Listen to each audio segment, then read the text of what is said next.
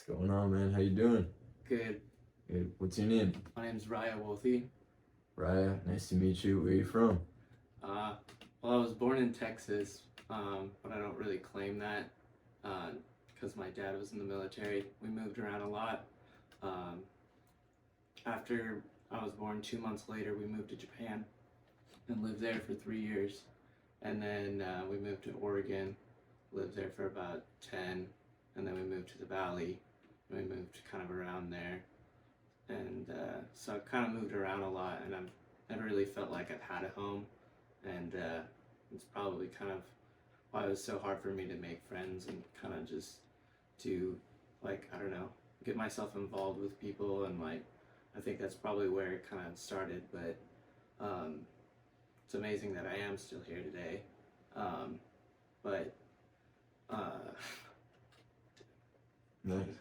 All right, no doubt, man. um, So you were born in Texas, bounced around a bunch. yeah, Ended up in the Valley. What was that like? the Valley was very hot. Wasn't that great, honestly. It's kind of where a lot of my kind of problems, I guess, started. I got really addicted to just any substance, kind of anything to get high to kind of escape. Because I don't know, I just never really felt like I could fit in or anything. But I guess drugs kind of helped me fit in with people, and that ended up getting me kicked out of my house because my parents were like super against like all that.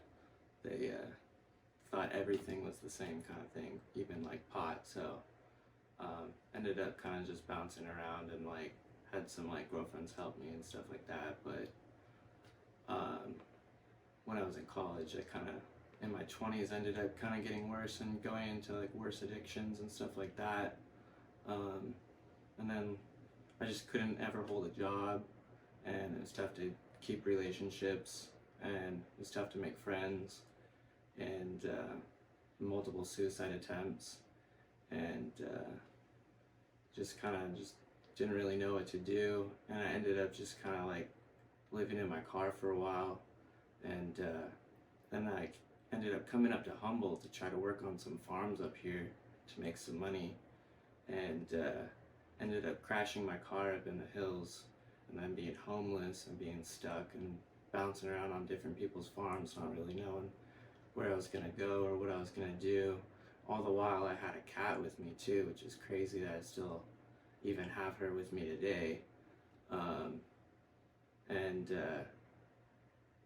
I ended up getting like jumped, and they didn't pay me anything at all, and I was homeless and I didn't have anything to do, and so then I was like just jumping on people's couches and stuff, and then like some people had helped me out, and yeah, eventually I just got a job and doing like just random stuff. I don't know, it was hard to hold a job doing trimming things and stuff like that. Finally I got a job actually being now a counselor for disabled adults, like a job coach. I've been doing that actually for the past 3 years, which is pretty cool. And now I have a record label, which is pretty cool. And it's kind of cool that finally be able to like still be here, be able to help and like kind of be amazed that I'm still here and maybe inspire some other people, you know? No doubt, man. Wow. All right. How old are you? 29. 29. So. It's my last year in my 20s, yeah. All right, no doubt. 29 years old. Jeez, man. Sounds like you've been through a decent amount of obstacle courses in these 29 years. Yeah, and now I'm 4 years sober from all the drugs and tobacco and all that. I used to smoke like a pack a day, and I used to be like heavy drinker too, and I try to just drink socially now.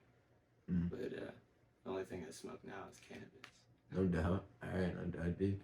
All right. Well, damn. All right, let's take it back. So you said military family? Yeah. All right. What's up with that? My dad was in the Marines for 22 years. He flew Harrier jets. We just kind of moved around a lot. Harriers, like the like the jets that take off vertically. Oh man, all right, no doubt. That's Yeah. crazy. Jeez, that's like Call of Duty kill Yeah, streak. right. Seven kills in, And he you was get a super Harrier. intense, so yeah, my parents weren't really around a lot growing up. Kind of, my dad was really involved, or like always gone, and he was in Afghanistan the most time I was in high school. Jesus, all right. And my mom was a teacher, and so with like impoverished schools and tried to just like help those kids all the time, and so I was like kind of just raised by my friend's parents. No doubt, your parents were one's in Afghanistan and the other's a teacher trying to help people. Yeah. Do you have any brothers or sisters? I have one brother, yeah, and he's older, but my parents always treated me like I was the older brother just because, I don't know, he kind of seemed like he was always a little off. Oh man, hopefully he doesn't take offense to that if he's watching. That's all I get, dude. I got some brothers myself. It's all love. No doubt. It was just hard though, cause like trying to have someone to look up to, but then like at the same time you feel like you're the one that has to be the older one, you know? That's the only reason why I said that. Alright, no doubt, I hear you, man. Yeah. Playing the older brother even as the younger brother. Yeah. No doubt, yeah. Alright. You got kicked out of your house for doing drugs. That's what you said? Yeah. What kind of drugs were you doing? I was smoking weed. Smoking weed? Alright. Why'd they kick you out for smoking weed? Military family? Yeah. They think it's all the same thing. What, like weed is the same thing as heroin? Yeah. Alright. So what happened? What happened with that? How'd they kick you out? And where'd you go? It was like Halloween night actually, and I had to like fill my. They're like anything you can grab, you can take. And I was like filling my car up with like stuff. All these kids are like trick or treating, and I'm like, man, this is kind of shitty. And then I like ended up going down south like 2 hours to like this place, living on this squirrel I was seeing. Like her dad owned like this old like abandoned car lot I was staying on. Just like working on his like farm and helping him out with stuff. But that guy was like crazy. And randomly he was just like, he's stealing my stuff, even though like I was staying over there on the like garage, like in this like, I don't know, there's like a mat on the floor kind of thing. And he's like, if he doesn't leave, I'm gonna kill him. So I was like, shit, I gotta get out of here. Oh man. So I was like, I gotta leave. And then I just was like kind of just jumping around places. Ended up having like a house with some homies for a little bit. And then ended up leaving. And I just kind of living in my car for a little bit. So bouncing around in the car. Yeah. That's how I ended up coming up to Humboldt. Because I was like, maybe I can make some money on the pot farms before I like go and maybe I wanted to travel, go across like the states and stuff. But then somehow I just ended up here. Came up to Humboldt to work on some farms, but I don't know how that happened. Like, what'd you do? Well, I just got like, I was like just playing music on the plaza, and someone like picked me up. And they were like, "You should come with me. Let's get a drink." And I was like, "All right." For those who don't know what the plaza is, can you describe it a little bit, or define what the plaza is? It's like the center of the town of Arcata, where all these like hippies hanging out and just like the homeless, and there's a bunch of bars there and stuff too. So I was just like playing music, trying to see if I could make some money. Some guy's like, "Let's go grab a drink." I'm like, "All right." And then he's like, "Yeah, I got some work for you." And so then we like we're staying in his like boss's house in like the hills here. It was like this huge mansion in Arcata. It was like empty, and he was like driving around this red Audi, and I'm like, this is crazy. And then we like drove up to Southern Oregon to try to like make deals to like move pounds and stuff. And I was like, I don't even know what I'm doing, honestly. I was just along for the ride at that point. I was like, whatever, you know, as long as like I get a meal and somewhere to stay. And then I ended up, he was met some other people here in town that they're like, "Oh, I got a farm." And this guy's like, "I got a place for you." So I ended up staying at this farm, like taking care of like 30 dogs. and then like not even growing on the farm. There was just taking care of all these dogs. It was crazy. Alright. I don't even know. So I was just sitting on this farm, just like, I don't know, almost gonna like blow my brains out because I was just like going crazy on this hill by myself, doing nothing, just taking hella drugs and like not doing anything. And then finally I got picked up by some other people and they took me to their farm. And then I was just stuck there, like sleeping on this couch on this like house that was like, I don't know, like it was like running off a generator, but it was like built with like plywood.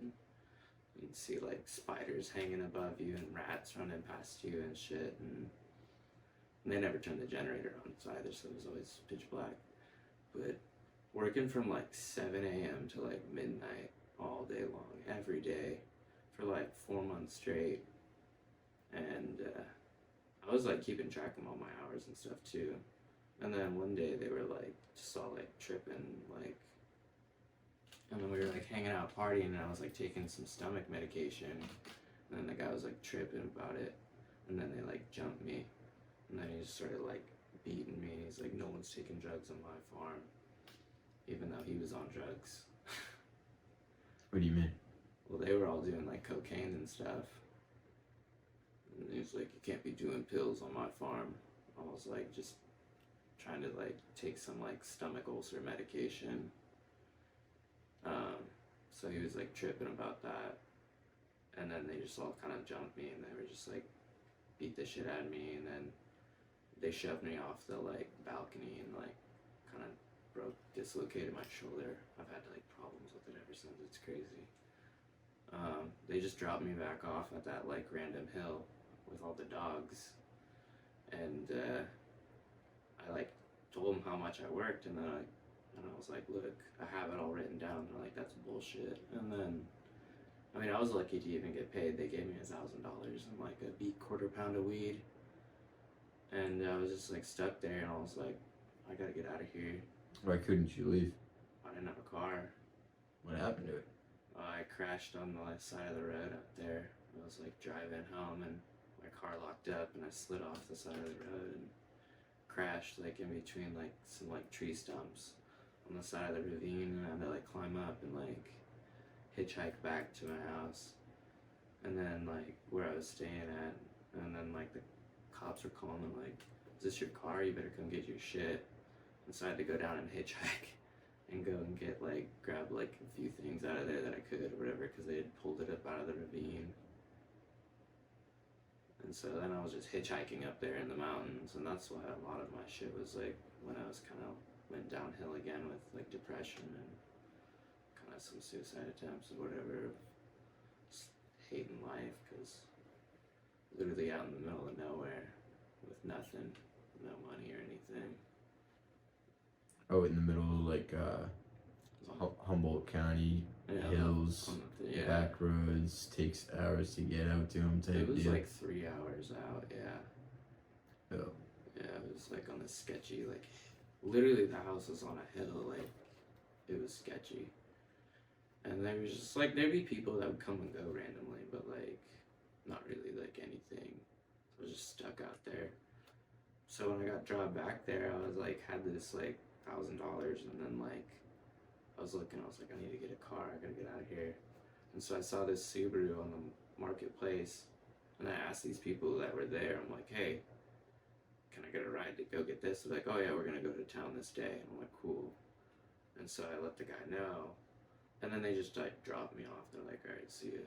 And the guy had the car listed for like $1,400, and I only had $1,000. And so then like I convinced him to do like 1,100 or something, like $100 or whatever. And so that was like all my money.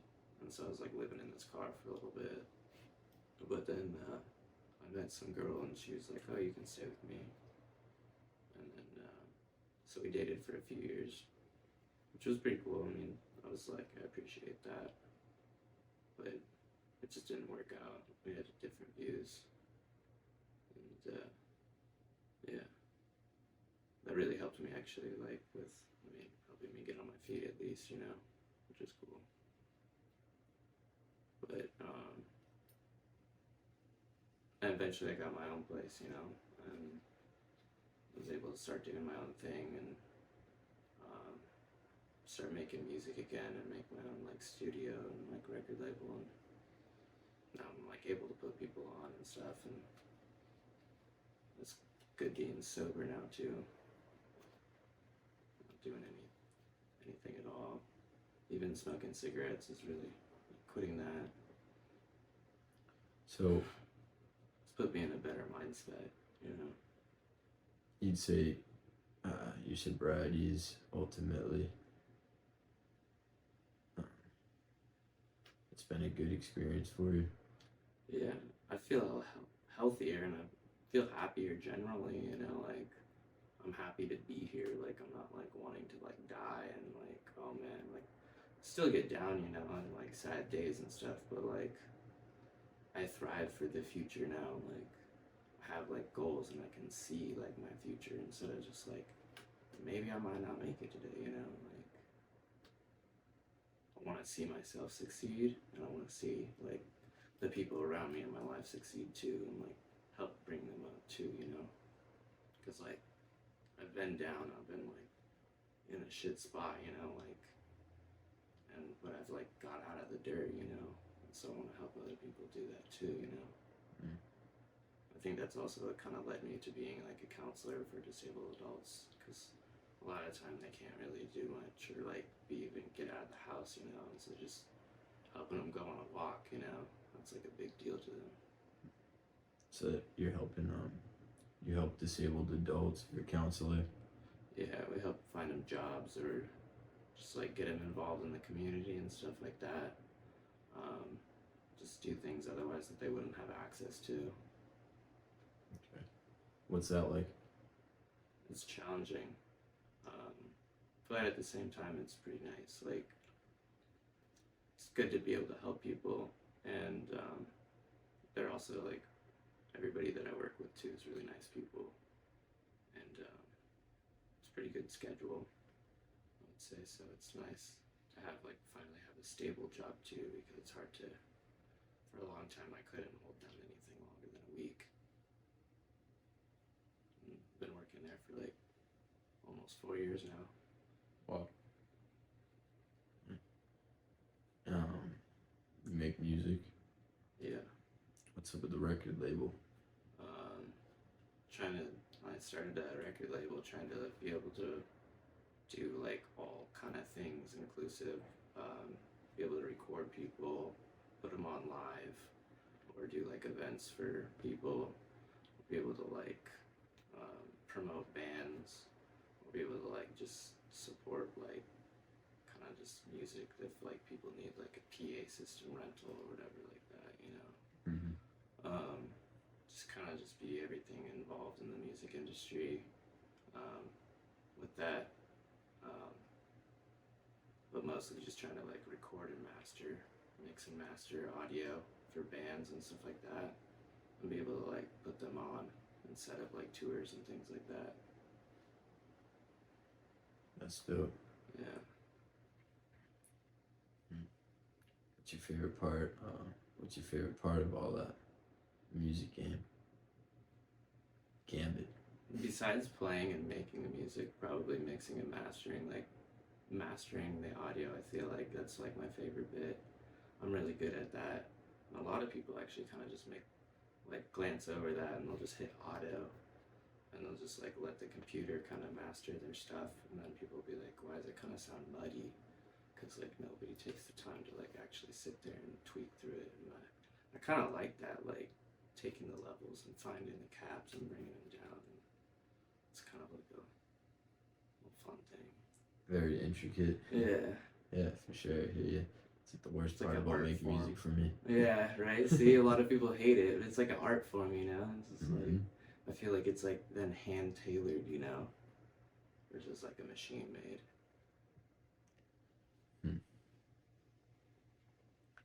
If you could do anything over, would you? I mean, yeah, I would.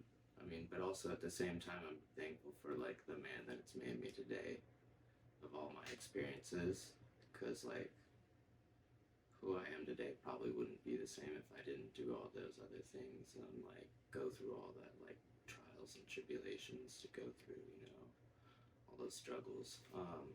But I mean, I wouldn't want anybody, or I wouldn't wish that on anybody else. Like if I were to like, I don't know, if I were to like have myself and be like, hey, you probably shouldn't do those things, you know, try to guide myself, but I am thankful for the person that it's like shaped me to be, because life is just full of experiences and stuff, and I'm still here, and I know not to like do certain things now.